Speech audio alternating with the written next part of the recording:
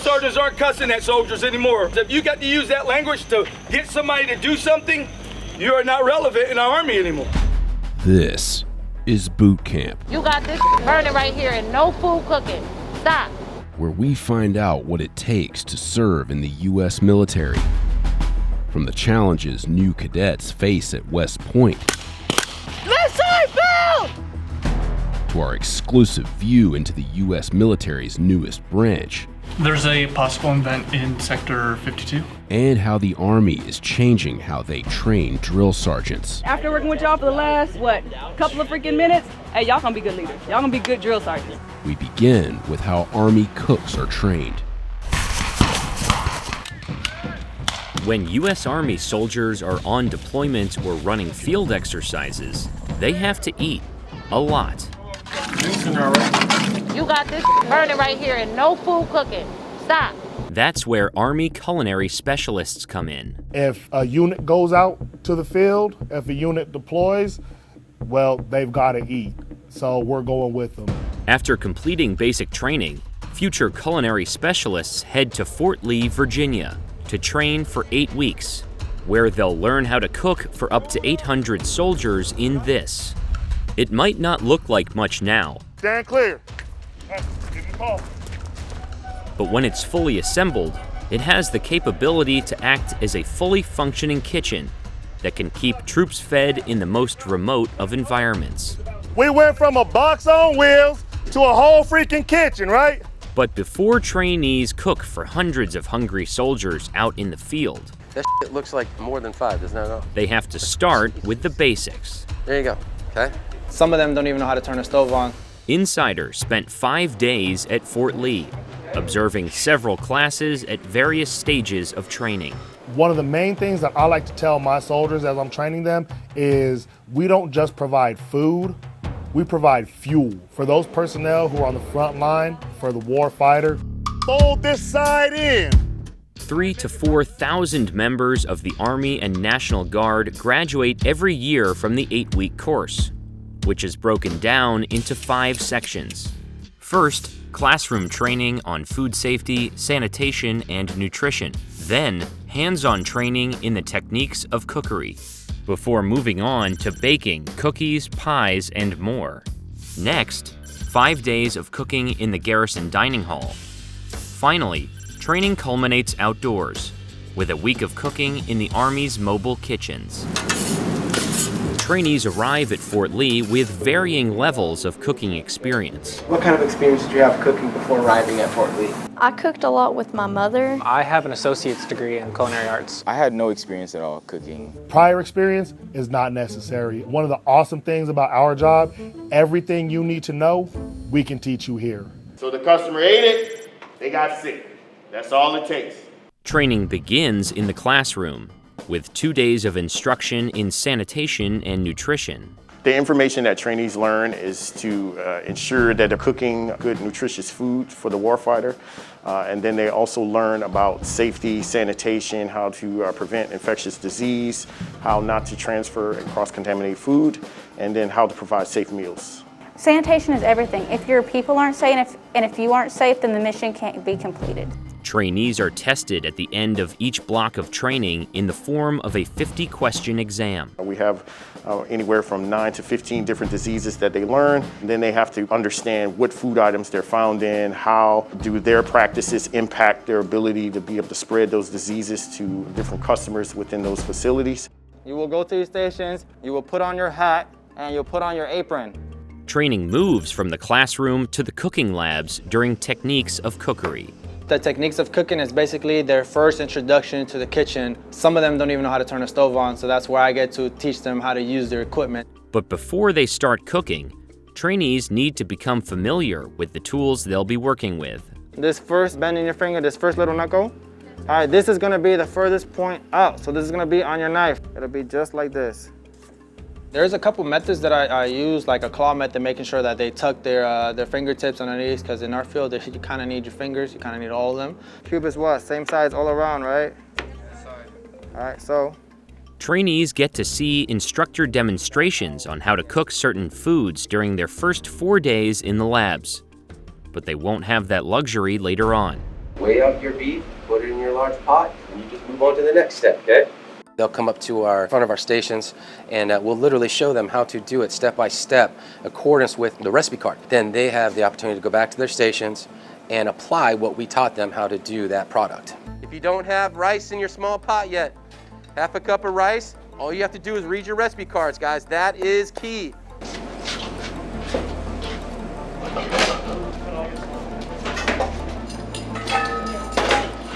If your beef stew is at a boil, you're gonna put the lid on your beef stew and then turn it down to a simmer. I think in this whole procedure, if you don't understand how to read a recipe card, then you're gonna fail. You have to be able to read it step by step. That way you can learn how to do these things and execute. That looks like more than 5, doesn't it? Looks like 6. Jesus. There you go, okay? The hardest thing is probably retaining information, learning the techniques that we teach them, and then applying it. Take your ladle, you don't want to overkill. Make it look nice and neat.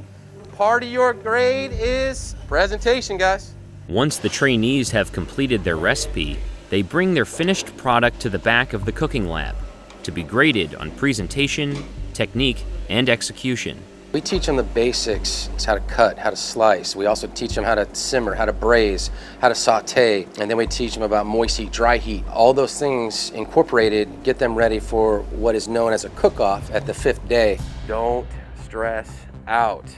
Have fun. Make sure you have your utensils.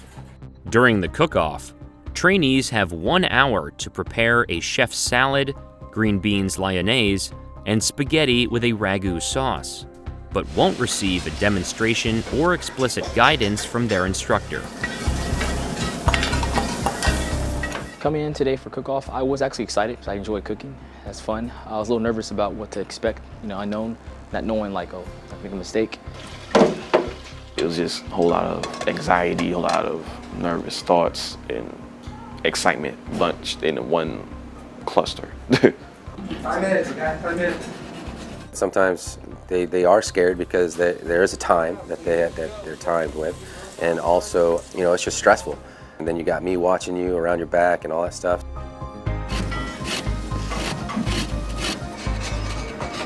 At the end of the cook-off, the trainees' dishes are graded on a number of criteria. They'll be docked points if items are not cut properly, dishes are undercooked or overcooked, or if their sauce is not the right consistency. The thing that you did wrong was supposed to be slices, correct? So I thought we meant those are rings. Oh. Yeah. But you did good on everything else. You overcooked your onions a little bit, okay? And they're a little bit too big, okay? A lot of the students did a lot of things right. The biggest thing is when they do cut-ups. Some of their cuts that they do for these products are either too big. Some things that are wrong is they don't drain all the liquids off of certain individual items. Presentation is important because it's all about eye appeal. So when you go to any restaurant and you serve something outstanding, that's going to show the people that you put your flair into it. You put your own artwork into it. Sauce is outstanding, good job. Salad, good presentation, and good cuts, right? So good job. All the trainees passed all their products today, so it makes me feel very happy. It makes me feel like they listened to what I had to teach and they applied it to everything that they plated on their presentation. And actually preparing it and see actually how you got all this put into one dish. It comes out so well. It tastes so good. It puts a lot of pride in your heart. Sure you use your rubber spatula to get all that sugary goodness inside the bowl. Now armed with a foundation in the techniques of cooking, trainees move on to baking. Well, everybody has a sweet tooth, but like I say, we're just not feeding soldiers, we're feeding civilians too. So we just make sure we give them a nice home away from home treat, and I think everybody deserves that. When you're putting your sweet potato pie mixture in your shell, ensure you do not get it on the edges or it's going to burn. Everybody tracking? Remember, get your butter knife, you will stick it in the center, and then pull out, it should come out clean. So if not, just put it back in there. But sometimes in techniques of cooking, they have trouble in that, and then they become the best baker in this section because they know they have to pay attention to detail and they can't skip any steps. Baking is a science, and if you don't pay attention exactly, you're gonna get it wrong. If we had a conventional oven, yeah, it will be done. But these gas, because the heat is coming from up from the bottom, it's taking longer for it to cook around it. I've learned a lot with Miss Harrison. She's a great cook, great teacher. So once your fruit pie and your sweet potato pie, when they're done, I want you to put them both on the same sheet pan. And then we're gonna present it over there by our numbers. Once again, the trainees' finished products are graded on a number of criteria. For my custard pie, you guys did a real good job. So the filling looks good, so now my eyes is going to the crust, okay? So that's what's gonna sell me, the crust. Whew, it's tight. Who's this, number 6, number 2, and number 7 again. You did a good job today. The baking module of training also ends in a 50-question exam and bake-off. But for now, trainees get to enjoy the fruits of their labor.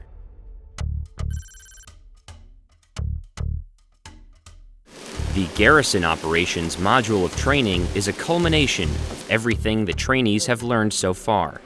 It's the first glimpse of what they will see once they get to their actual unit after they graduate. Trainees spend 5 days cooking in an actual Garrison kitchen at Fort Lee, preparing a variety of food.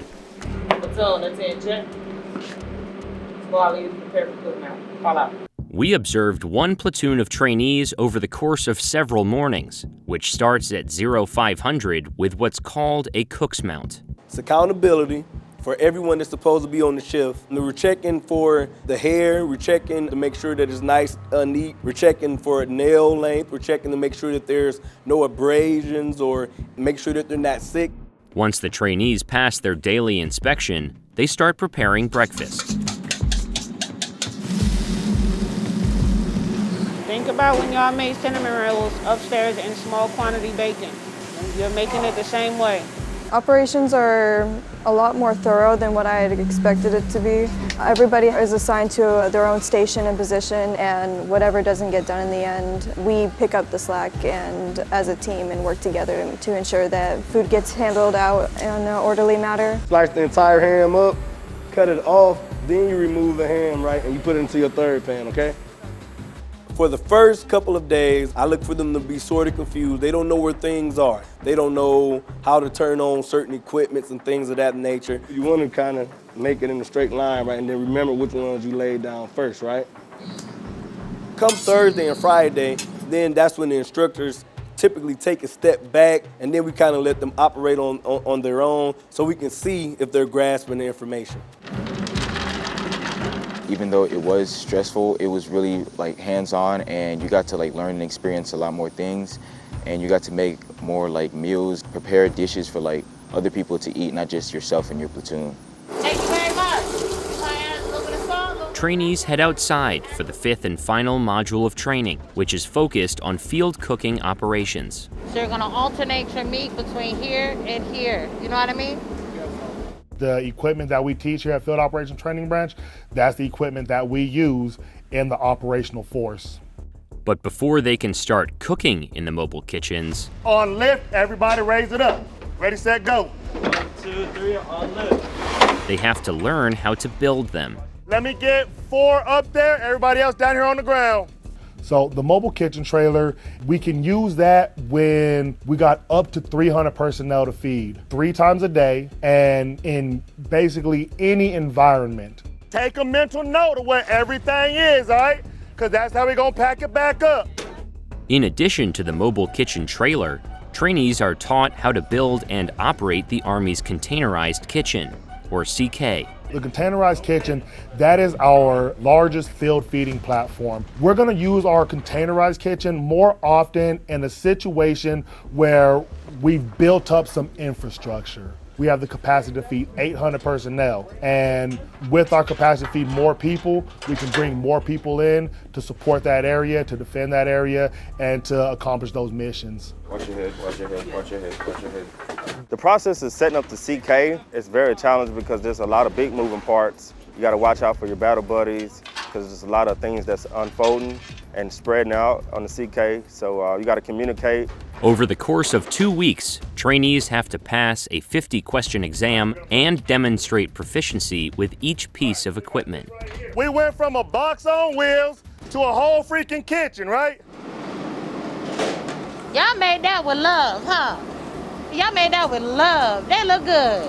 The final week of training is spent cooking in the mobile kitchens, and not just for themselves. At any given time, we can have up to 300 or 400 personnel out here on the grounds. They're gonna break down their meals. They're gonna identify how many personnel they're actually feeding, and then they're going to actually prepare meals for everybody at FOTB, not just their group. I specifically told nobody to turn on the MBU without my eyes on it. You got this burning right here and no food cooking. Stop. Put them on there. Again, nobody will turn on any MBUs without me visually looking at you. Learning in the mobile kitchen, it's been challenging because it's different. It's a lot of moving parts. It's a lot of things that you have to take in consideration. The aspect that I do enjoy the most in the mobile kitchen is the closeness I get with my battle buddies. I could just be like, okay, here's this, put this to the side for a minute, help them out, cool, spin around, help the next person, go back to what I'm doing. Like, we work as a team. 1 full scoop of oatmeal, 1 full scoop of potato, and 1 of these. In my experience, their response to utilizing the equipment is by far and away positive. They like learning and they like seeing the fruits of their labor. When we go to the field, soldiers are tired, they're running through missions, they're running through lanes, and then when they see you, it's almost like they're not tired no more because they got food, they got nice, hot chow, and that's just the most motivating thing. According to Fort Lee, about 95% of trainees who start the course are able to graduate. Once they do, they'll be assigned to their next unit, either domestically or at one of the hundreds of Army bases around the world. Training here has been an experience, it's been fun. I learned a lot of new things, cooked in a lot of different elements and environments and stuff like that, so it's been great. This job is not lower than any other job that's in the military. It's just as hard as any other job out there. What I think about food is morale. When they come out of the field doing, crazy things out there, and they have a good meal, a hot meal, then it makes them just happy and gives them more energy and they're able to accomplish their mission. Lane 3 on rappel! This is one of the most intense exercises at West Point's basic training. New cadets must rappel down a 25-foot cliff face. Lean back. We're good. Then a 75-foot wall. See what's coming up? Oh, hell. Jump. Hell yeah! The United States Military Academy in West Point, New York, is the #1 military academy in the U.S., where 120,000 of the nation's top students and soldiers apply each year. Only 10% get in, and new cadet Jabril Williams is one of them. I'm excited. I'm gonna attack it with as much enthusiasm and intensity as I can. But before the start of school, Williams and his fellow cadets must complete the 6-week basic training program, the beginning of the 47-month journey that creates the next generation of leaders for the U.S. Army. Cadet Basic Training, or CBT, begins immediately after R Day.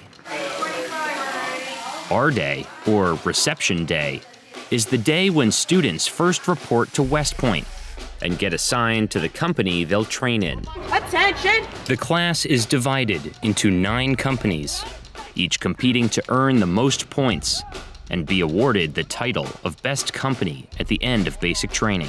Congratulations, new cadet! You are now part of Alpha Company, the best company in Cadet Basic Training Regiment. During CBT, upperclassmen serve as the leaders, or cadre. I don't want to you don't want to see the palm.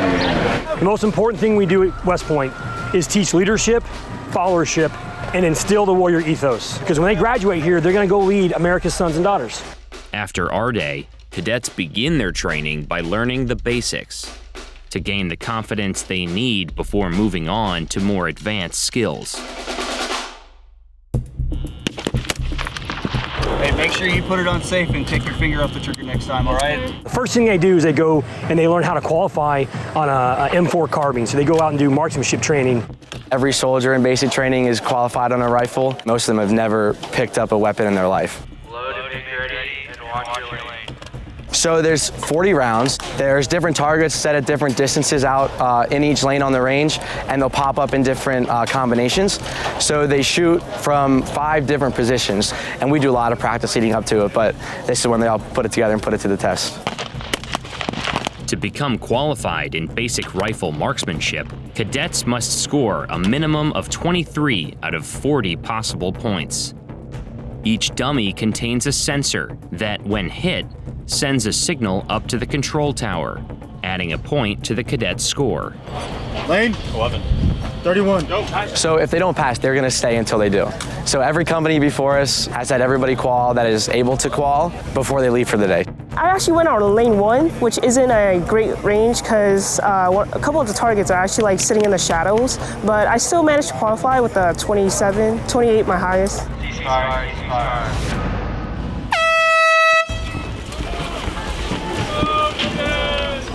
Today, cadets are taking their land navigation test. A lot, but that's okay to me. They have 3 hours to find a minimum of 3 out of 5 hidden points. We are given a map with different points. You will find what's called an attack point. Attack points are a point on the map that you know, hey, I am here.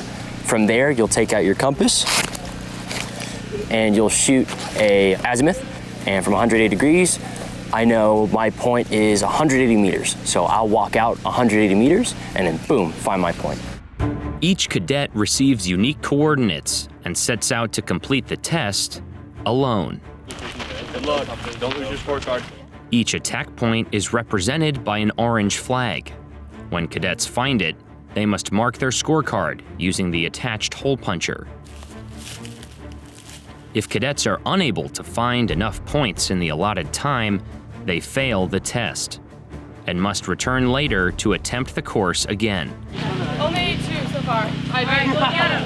In addition to winning points for their company, ambitious new cadets aim to beat records set by past West Point students. After only an hour and 31 minutes, a cadet has returned with all 5 points found correctly. Only 9 minutes away from breaking the school record. A big win for the ongoing Best Company competition. Having spent a couple weeks learning basic military skills, new cadets are now ready to learn advanced skills that will test their confidence. I am an American soldier! I am a warrior, member of a team! Around the halfway mark of CBT, new cadets get to experience the gas chamber, also known as the House of Tears. Right now, we are at the House of Tears. We got this. We got this. Hey, this is too easy, y'all. Everyone here is nervous, whether they admit it or not, to go in that gas chamber. And I think that part of this whole experience throughout these 6 weeks is like overcoming your fears and your anxiety for things that are dangerous. The House of Tears is designed to instill confidence in the new cadets, but also to teach them how to properly wear MOPP gear. So you don it, you put the mask over the back of your head, you breathe the bad air out, you suck good air in, it suctions to your face. All right, suck in again. You're good to go. With masks secure, the first platoon enters the chamber. Go, go, go, go! Get in there, let's go! When they open the door, we file in, about 20 of us at a time. You stand along the walls, a little bit of an intense environment, a little bit sketchy and scary. You do some jumping jacks. You check the mask, like you lift the mask up for about 10 seconds, and then you put it back down and seal it. And then after that, of course, you take it off and do the Soldier's Creed. The Soldier's Creed! I'm an American soldier. I'm a warrior member of a team. It's spicy. You feel the spice on your skin, you feel it on your hands, your neck, your face. You get about 3 or 4 words in and you just start choking and coughing.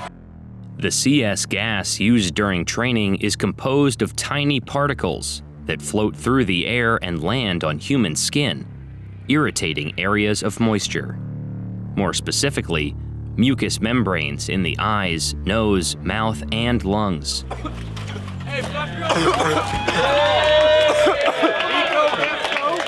After a few seconds, it kind of goes away and it becomes a lot better and you kind of can laugh about it.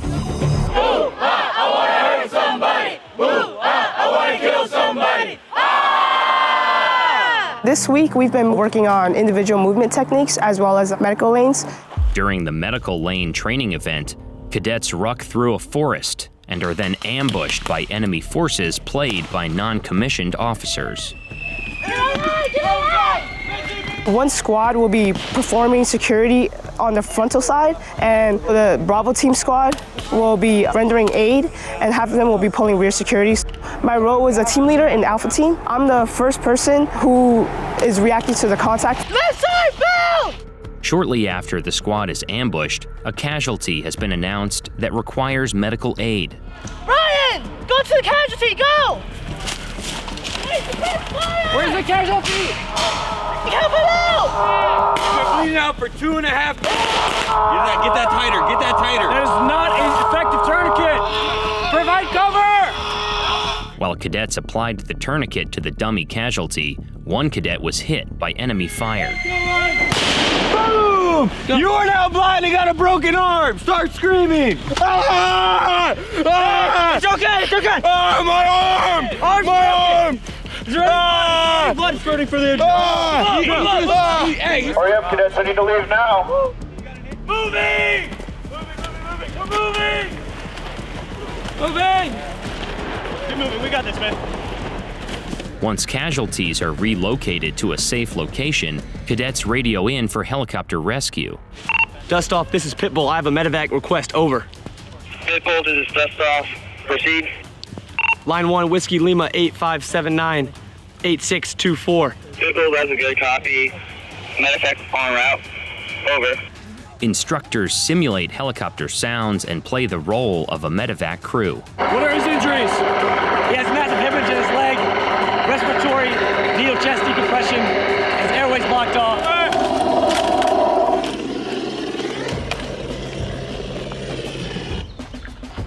And X.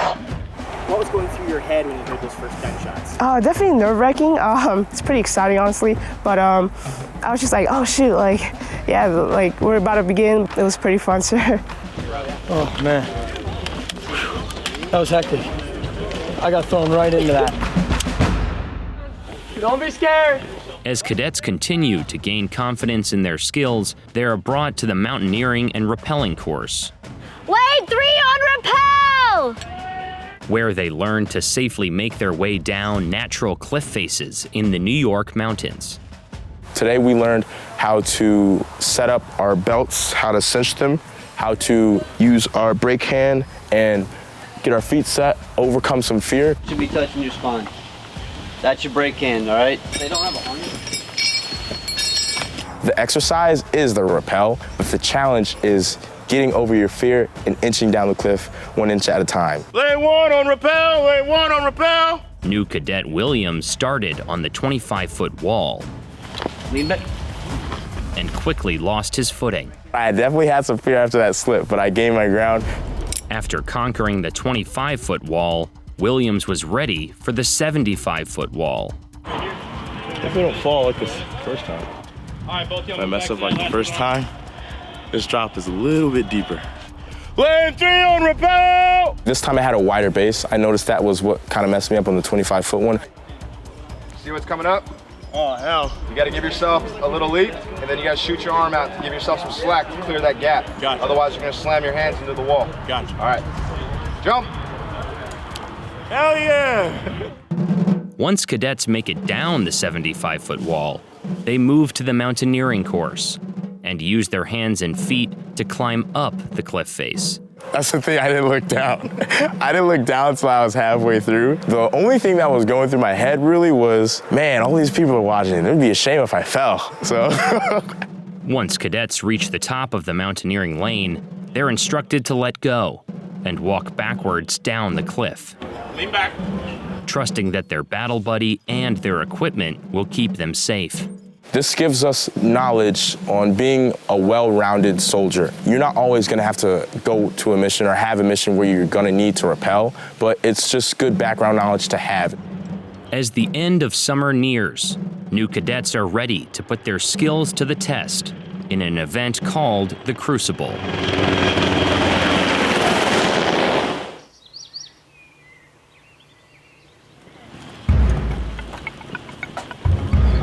So the Crucible here is the penultimate team building event. This is the last chance for each company to earn points and come out on top as the best company. All of your warrior skills, your individual tasks, they're all kind of put to the test. Platoons have 2 hours to map out 8 different stations given as coordinates, correctly locate them, and then complete the tasks to get as many points as possible. When you get to the point, you have to execute some type of physical movement. Help, help! The first event is a race, where cadets must securely strap a cadre to a skid and race around a set of cones. Following the skid race, one volunteer has to correctly put on an entire set of mop gear. Yeah, back up. You have to don, clear, and seal the mask in 9 seconds and correctly assume mop level 4. Ready, set. Come on. Go on, please. You got it, Andrew. Do your wrist. Hey, let them do it.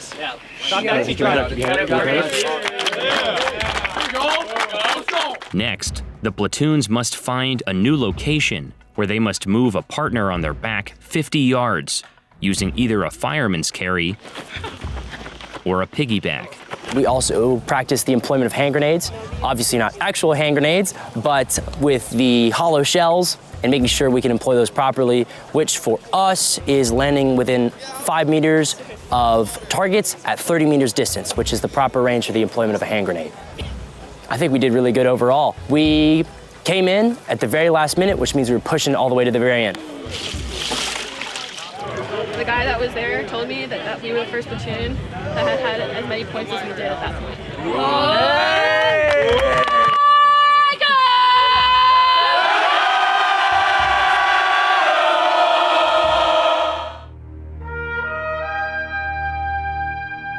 Six weeks after arriving at West Point as civilians, 1,194 new cadets were able to ring the bell.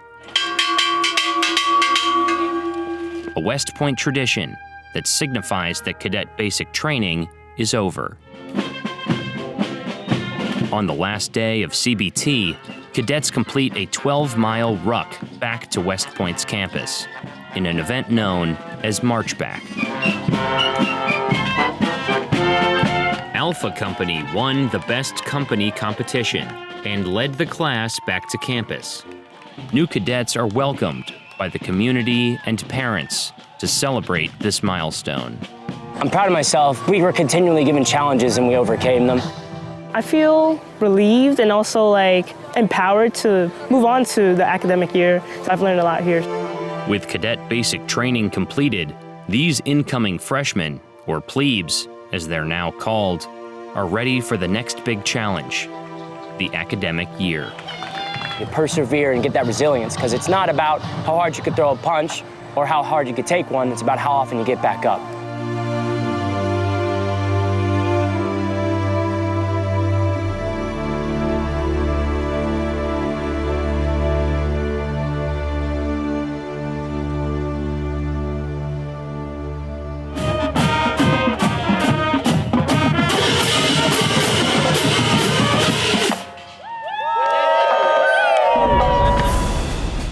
This is the inside of a radome, playfully called golf balls by Space Force Guardians.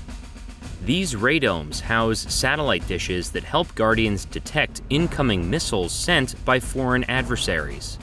A crucial piece of equipment that has saved hundreds of American lives. It was the largest ever ballistic missile attack on Americans. On January 8, 2020, Iran fired missiles at the Al-Assad Air Base in Iraq, where 2,000 American troops were stationed. Our troops right here at Buckley were able to detect the missiles and then report the specific areas at risk at Al-Assad and afford the troops on the ground the opportunity to escape and get out of the way. And as a result, nobody died. Since its inception in 2019, the United States Space Force has quickly become a crucial component of the U.S. military. But many Americans still don't understand what exactly this branch does.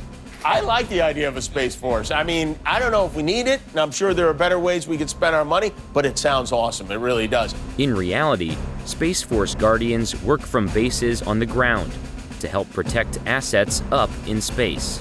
There's a possible event in Sector 52. Insider was granted access to Buckley Space Force Base in Aurora, Colorado, to see how Guardians detect incoming missiles and to learn more about the newest branch in the U.S. military. Originally, my plan was to go Air Force, but when I gave my job list to my recruiter, he's like, hey, all these jobs are either being transferred or are currently in the Space Force. Would you like to essentially switch from Air Force to Space Force? I immediately was like, yep, switch me. All enlisted Space Force Junior Guardians start their career at Lackland Air Force Base. That's because the Space Force recently split off from the Air Force, creating the 6th official U.S. military branch. So we transitioned from the Air Force to a Space Force to put that level of focus from a programmatic, resourcing, and manpower perspective, because at the end of the day, when it comes to the protection of the space domain, that focus is imperative. After basic military training, Junior Guardians begin their specialized classroom training in a program called STARCOM. Once I was done with basic, they immediately sent me over to Vandenberg. From there, we learned everything fundamental we needed to learn, from space training, from satellites to telescopes to simple stars. Guardians move on to more hands-on training when they arrive at their assigned Mission Delta. A Space Delta is a Space Force organization that is assigned a particular mission area. Within the Space Force, the Operations Wing, or Space Operations Command, has 9 Mission Deltas, each with a different focus. For example, Space Delta 6, known as Cyber Delta, focuses on cybersecurity.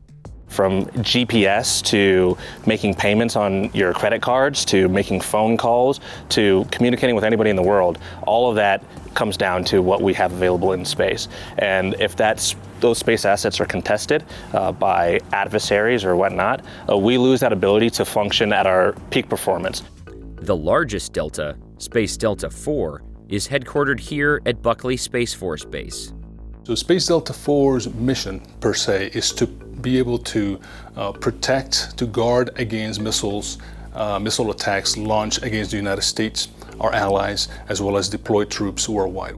At Buckley, Junior Guardians do on-the-job training for 3 months in a mission management course. And we'll just drill them with different experiences, different lessons, and we'll have them conduct operations on the simulator. The simulator at Buckley uses real-life scenarios to train Guardians. Due to the sensitive nature of the mission, we were not permitted to film the screens, which could reveal top-secret areas of interest. But we were allowed to document a training session from an approved vantage point. There is a possible event in Sector 52. We are being trained to be the first line of defense. We are learning how to correctly and accurately collect and identify the systems any of our adversaries could be throwing at us. To detect incoming missiles, Delta 4 uses a space-based infrared system, or SIBRs, 11 satellites in space that orbit around either the equator or poles and scan Earth's surface for heat anomalies.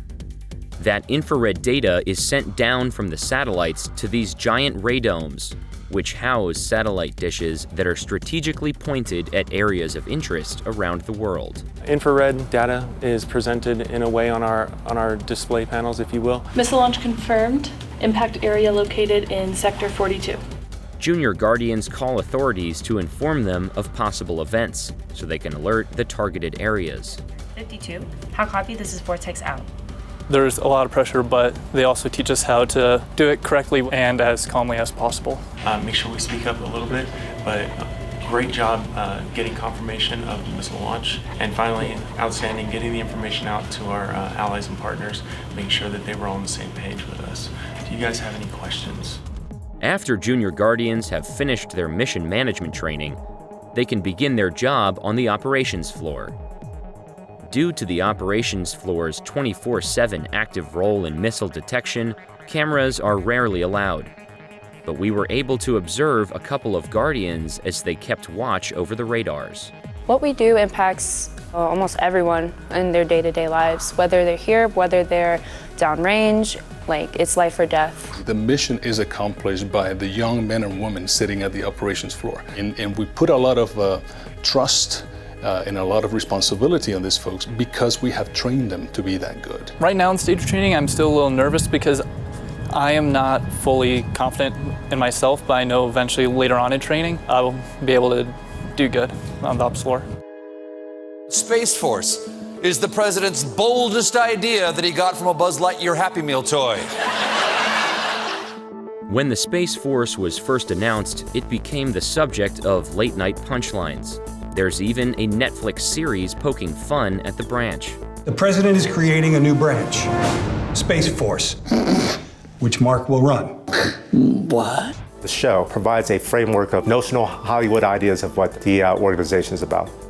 A lot of this misperceptions is just a lot of unknowns and curiosity about what Space Force is. When in reality, the Space Force was created out of the recognition that space is so important to our way of life that it deserves to be protected.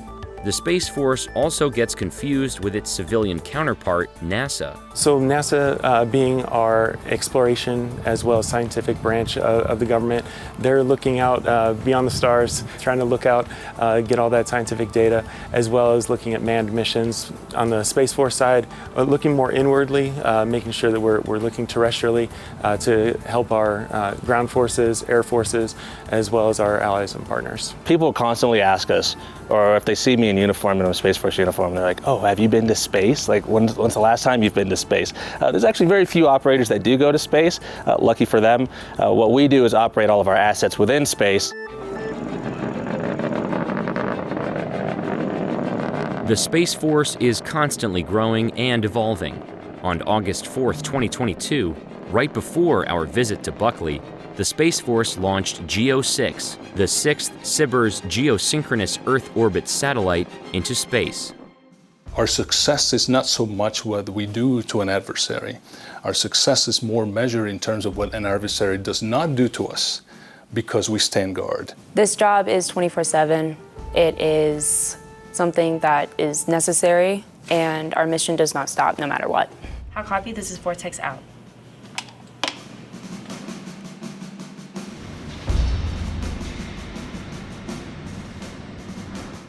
You're a tough guy. Do something. That's what I thought. You decided to join the Army and you can't pick that back up. Shut your mouth. Shut your mouth. We're gonna win everything the whole cycle. You still stay humble, all right? Yeah. In the span of 2 years, the U.S. Army has completely changed its approach to training new recruits. Drill sergeants aren't cussing at soldiers anymore. If you got to use that language to get somebody to do something, you are not relevant in our Army anymore.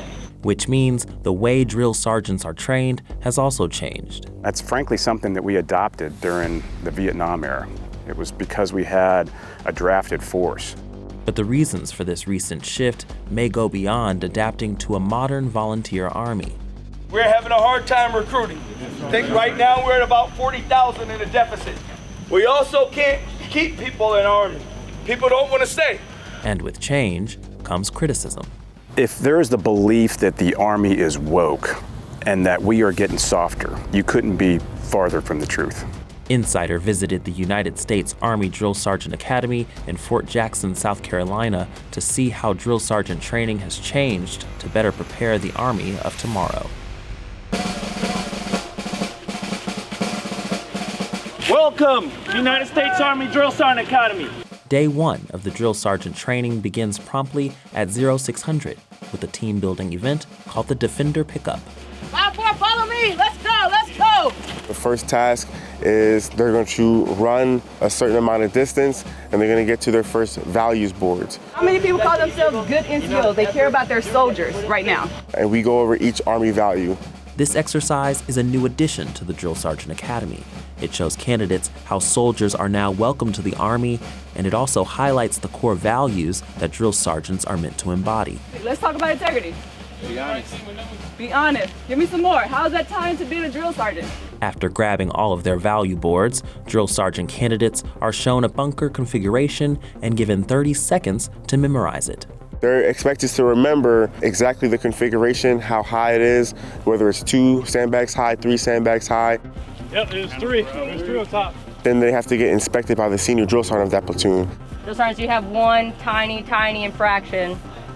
So go ahead, secure your boards, make your way back to the IHG hotel, figure out, come back and make a correction. The final step of the event requires platoons to stack their value boards, which if correctly done, reveals the drill sergeant badge and motto. Once they see that, it's kind of the, oh, hey, I'm actually in drill sergeant school. It's here, this is real. You know what, man? After working with y'all for the last, couple of freaking minutes, hey, y'all gonna be good leaders. Y'all gonna be good drill sergeants. So I'm not even worried about that. The Defender pickup is modeled after an exercise called the First 100 Yards, the day one training competition for new infantry soldiers, which replaced the more controversial Shark Attack. Right there, there's a lot right there! We're breaking a lot of habits from the civilian world, and nothing better than a little shock to the system to establish that that drill sergeant is in charge. Yelling at a trainee, yelling at an individual, period, they get into defense mode. They shut down, right? Those barriers go up. And once those barriers go up, it's pretty hard to really get to the root cause of situations. With a new approach to training in mind, future drill sergeants learn the 3 different methods for training recruits. On the command at ease, the soldier may move. However, he must remain standing and silent with the right foot in place. These methods give drill sergeants the ability to customize their training instead of a one-size-fits-all approach. Everybody drives different. Everybody does something different ways to skin a cat. But here, the purpose of what we're doing here at the Academy is to have a standardized way of effectively training trainees to do something. Though there's flexibility in how drill sergeants can train new recruits, there isn't always flexibility in becoming a drill sergeant in the first place. Of the 2,200 drill sergeant candidates who come through the Academy each year, on average, only 35% of them volunteer. The remaining 65% are DA selected, which means they were nominated by their superiors and assigned a tour as a drill sergeant. What went through your mind when you got that?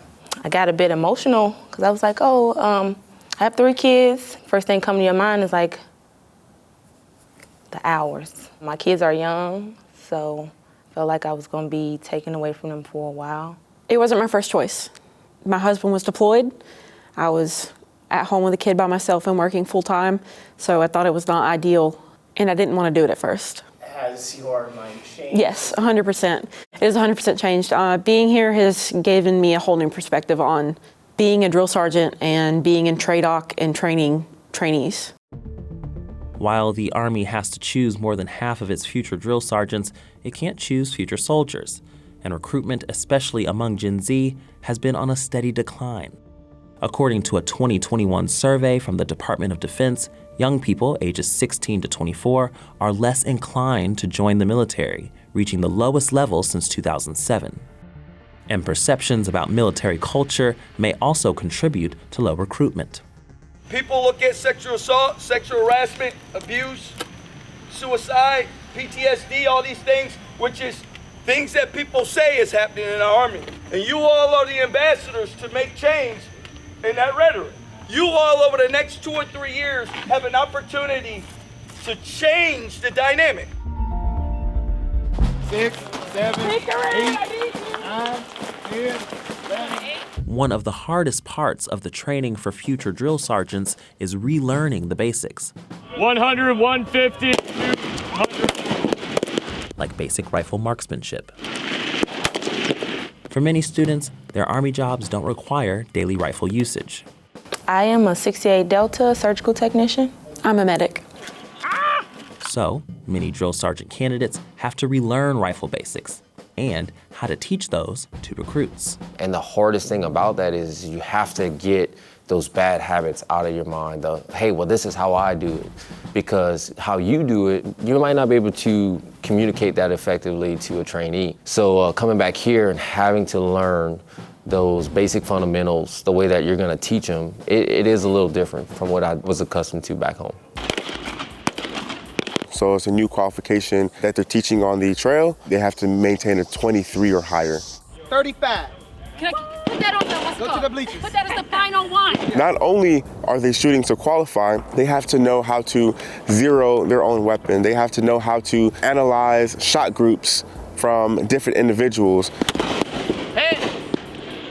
It'd be 150. For some, it was challenging, but for me, if you come in, you humble yourself and you get back to the basics, because if you go back to the basics, you can't go wrong. While the rifle marksmanship test may have been a breeze for some, the Army insists that the changing tone of Army boot camp hasn't made it any easier for new recruits. I expect you to perform at this particular standard, full stop, and then allow them to execute at that standard without having to do all the other antics. You're going to have a far better product. It doesn't mean that we've relaxed any standards. It means there's the same amount of structure and discipline we've always had in Army training. We just do it in a professional way. 1, 2, 3, 2. 1, 2, 3, hold! In week 7, candidates complete their physical readiness training evaluation. I'm Drill Sergeant Candidate Artiega. I will be the PI this morning. Fall in, center left, march.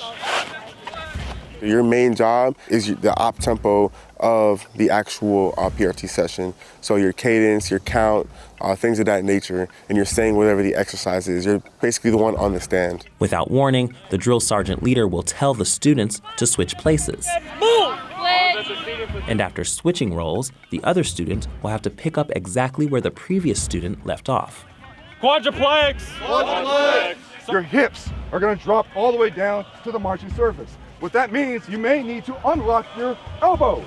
So you do the other counts fine, but then you get to that last one, you say 1, 2, 3. You need it 1, 2, 3, hold. So that gave you a total of 77 points, and that gave you an 85. Any questions?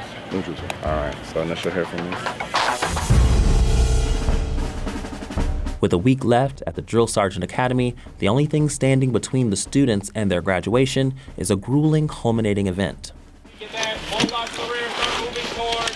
Unlike other training drills, the culminating event is the first event entirely run by the students. They plan it, they resource it, and they execute it entirely on them.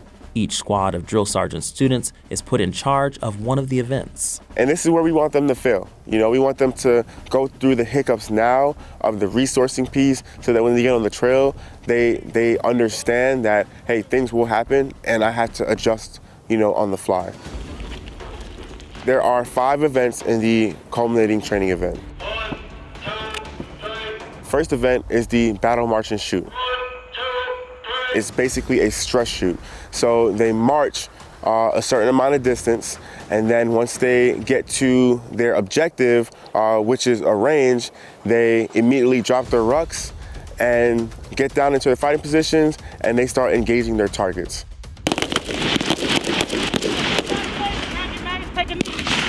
Following the battle march and shoot, we have the sticks lanes. Get down! Let's go! So they run through different lanes, reacting to contact, breaking contact, things of that nature. All right. Once they go through that, they'll move on to their next task, which is the third one, which is a mass casualty event, or mass cal. They'll be marching from one point to another, and in between those points, they'll receive heavy contact. Let's go! Let's get the bird in here!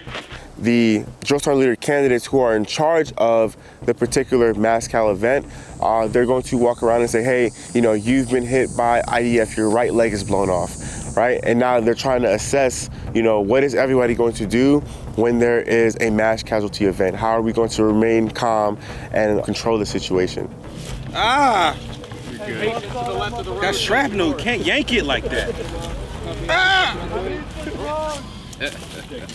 Following the mass casualty event, we have the Fit to Win, which is the obstacle course that they go through. All right, so today our task, right, is to negotiate the endurance course, right? Each squad will run through each obstacle, and they will basically do it for time.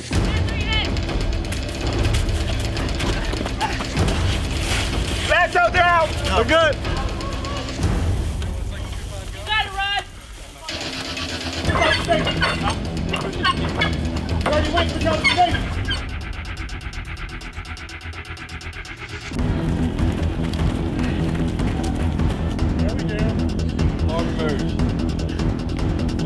Roll that. The goal here is to, build that camaraderie, build that competition, so at the end, somebody can have bragging rights.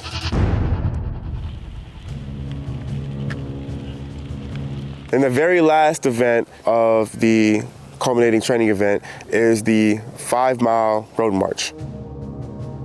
And this is huge because this is the first time that they are actually called drill sergeants. We pin the badges on them, we congratulate them, and we also celebrate in a little grog ceremony. So it's only fitting that we do a grog ceremony for all of you, representing you becoming drill sergeants. The grog ceremony is a tradition that combines an odd mix of liquids, creating one unique punch, or grog, that drill sergeants all toast and drink. The drink of choice is Red Bull. It gave us wings. I have Tapatio to add to the grog, and it represents duty because, like duty, it is a little spicy sometimes. We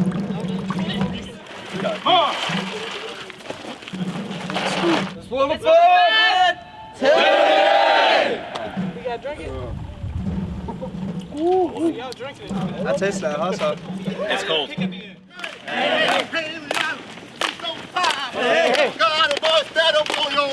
The final week of training begins with the Commandant's Run, a ceremonial exercise where the Commandant joins the graduating class one last time. Remember, all your soldiers want to see is your effort. 9 weeks after joining the academy, it is graduation day for 83 new drill sergeants. To become a highly motivated, well-disciplined, physically and mentally fit soldier. Drill sergeants receive their campaign cover and officially begin their tour as a United States Army drill sergeant. People, they see the uniform, they see the hat, they see their sons and daughters go off and put on that uniform, and we have this misconception that that human element has been removed, when in fact it's actually the complete opposite. I am ready to get started. It's going to be the next 2, maybe 3 years of my life, and I want to make the most of it. My nephew just recently joined the Army, and I get to set the example. Like, I am the standard. It's an honor for me. The Army needs you to be a very good leader, drill sergeant. Please take care of our soldiers. Just the other day I heard a drill sergeant say, just the other day I heard a drill sergeant say, wanna be a soldier, you gotta do it my way. Wanna be a soldier, you gotta do it my way. This is Bach, an explosives detection canine for the Transportation Security Administration, or TSA. Ready? Go seek. Personally, I feel if my dog screened that person, that I would put myself, my family, or my mom on that plane. My dog is that good that nothing has come past him. Every day, Bach and his handler, Gary, will screen between 3,000 and 4,000 passengers for explosives at Philadelphia International Airport. But before Bach and Gary started working together as an explosives detection team, Very good. Feather, feather. Nice. they spent 16 weeks training here at the TSA Canine Training Center at Lackland Air Force Base in San Antonio, Texas. The TSA National Explosives Detection Canine Program graduates more than 300 dogs and more than 150 handlers every year. They train in mock airplanes and airport terminals, where they learn crucial techniques they'll have to master before graduating. There is nothing more effective out there in all of TSA's arsenal. A well-trained dog team is truly a force multiplier that really combats terrorism. There are more than 1,000 TSA canine teams deployed nationwide. The starting pay for a handler is about $43,000 a year. So the first thing where we start is teaching the dog the basic fundamentals of how to use their nose to find something. And luckily for us, dogs already naturally do that. So we just manipulate the environment so we can tap into their natural abilities. One of those environments is a mock wide-body aircraft, similar to one that they might encounter in the real world. Uzi, a 2-year-old Belgian Malinois, was around 20 days into training. The dogs are first taught to search for their favorite toy and are rewarded once they find it. You got it. Good man. You got it, puppy. You got it. Again, we buy these dogs for drive. That dog is going to want that toy. Oh, good man. Good man. Good man. So as you can see, we're just kind of using the reward to shape the behavior, getting him used to going in, searching the rows. About 160 dogs are in training at any given time, and they come in all shapes and sizes. Through years of trials and tribulations, we have honed in on essentially 7 different breeds. So you have your Belgian Malinois, your German Shepherds. We also have the Labrador Retrievers, the German Short-Hair Pointers, the Vizslas, those type of dogs. And we found that they have the innate ability, both cognitively and with their olfactory, that we have a lot of positive results with those specific breeds. Hupsy, hupsy. As the dogs progress, trainers introduce training aids filled with explosive materials and reward the dogs for finding them. Good boy. This dog, Poopy, a 2-year-old German short-haired pointer, was 70 days into training. Through repeated exercises, the dogs learn that detecting the odor earns them their toy and begin searching for the odor itself. We condition them that this piece that you're looking for means a whole lot, and we use the toy to do that. So as the dog's going through and they're searching and sniffing, when they catch that odor or that scent, their body reacts as if we just gave them a toy. So we teach our dogs what's called a passive final response. So once they have worked and located something, we teach them to either go into a sit or a down. Ooh, good man. The roots of the program date back to March 7th, 1972, when a bomb threat was called in on a TWA flight right after it took off from JFK International Airport, forcing the plane to turn around and land. A team through the New York Police Department trained to detect explosives happened to be at JFK at the same time. This canine named Brandy went onto the aircraft, conducted a search, and alerted to what looked to be a pilot's briefcase adjacent to the cockpit. Explosive ordnance disposal came in, grabbed the briefcase, and disarmed it 12 minutes before it exploded.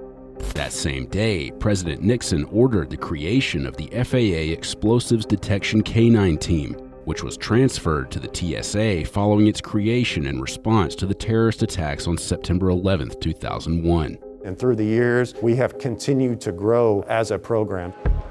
Today, the TSA trains its dogs to be able to detect dozens of different scents based on recent intelligence. Unfortunately, we're unable to specifically speak to the quantities of explosives that these dogs are trained to find, but we want them to be super good at specific explosives based on the threat. Good puppy, good puppy. I like it, puppy. After 6 to 8 weeks of working with the trainers, the dogs are introduced to their future handlers, whom they'll finish the program with. Handlers in training come from across the country and must meet certain criteria in order to be accepted into the program. I'll tell you, it's very competitive to get into canine because there's a lot of responsibility. Seeing our dogs at our airport, what they were capable of doing, and I was in awe. And so I started researching up on them and found out that's definitely what I wanted to partake as my next step in my career. Handlers get paired with a dog 3 to 4 weeks into their training. We try to get to know our students in and out, and we also know our dogs and what their abilities are. They have to be able to rely on each other. If you don't have a good pairing between the dog and the handler, it's just not going to work. This is Ubel. He is a 2-year-old German Shepherd. He's a rambunctious man, but he's a cool partner to work with. Jessica and Ubel are part of the TSA's 16-week passenger screening course, which is 5 weeks longer than the traditional explosives detection course. Remember the feather. Walk straight. Don't let him walk you at an angle. Walk straight. Hold your ground, hold your ground. Walk straight. Very good. Working in a simulated airport terminal complete with actors posing as bystanders, canine teams practice screening passengers for explosive odors that have been placed on certain role players. Basically, we have the personnel come through a line. We call it cutting wakes. So the dog will cut past the person left and right and hopefully pick up whatever odor that they're trained on. All right, about to bring your odor in. Once they encounter the odor they're trained on, the handler will turn around and follow the dog and reward the dog for good behavior. Let it feather. Let it feather, feather. Speed up, Fred. That's a boy. All right, cheer him up, praise him up.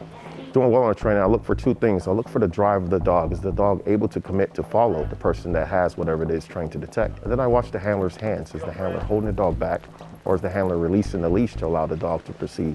You control this. If he's standing out here and you're not ready, hold my line, please. Flip him back around, get him how you want him. Release line, and then do your thing.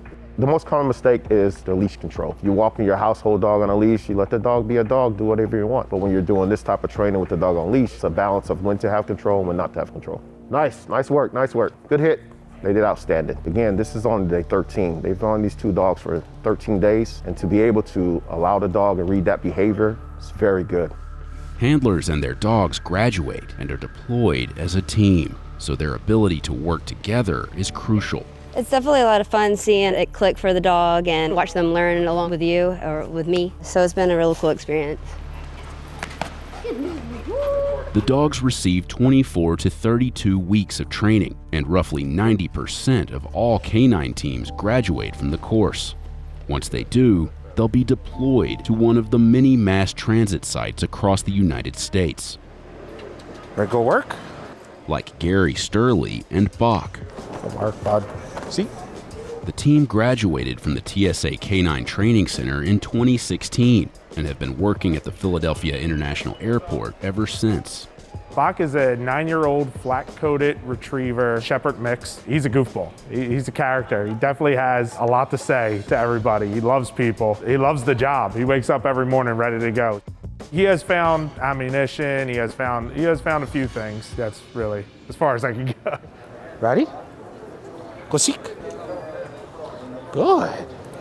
When we're working together, I'm focusing on making sure he is productively sniffing the wake of passengers. So as they're going by, the odor coming off of the passenger, the odor plume is coming behind and dropping down to the ground.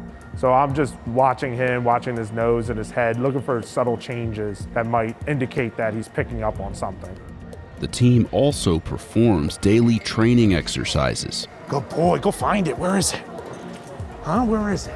So today we had a decoy. So we put a training aid on the decoy, sent the decoy in with passengers, dog pinpoints it. Good boy. Good job, buddy! Thank you, Maya. Good job! What you got? What you got? Bach's change of behavior can range depending on the day, but when he starts spinning around in a circle, when we're working, he's onto something, he wants to go find it. To the dog, it's all the same. It's a giant game to the dog. As long as they think they're gonna get their reward, they'll go anywhere you tell them to go. Bach's part of my family. Comes home, he's with me 24 hours a day. Even when we go on vacation and he's in the kennel, I'm calling the kennel to make sure he's okay. Stay. Up. Good job. Yes, good boy. Ready, set. Come on. Come on, please. Got it, Angel.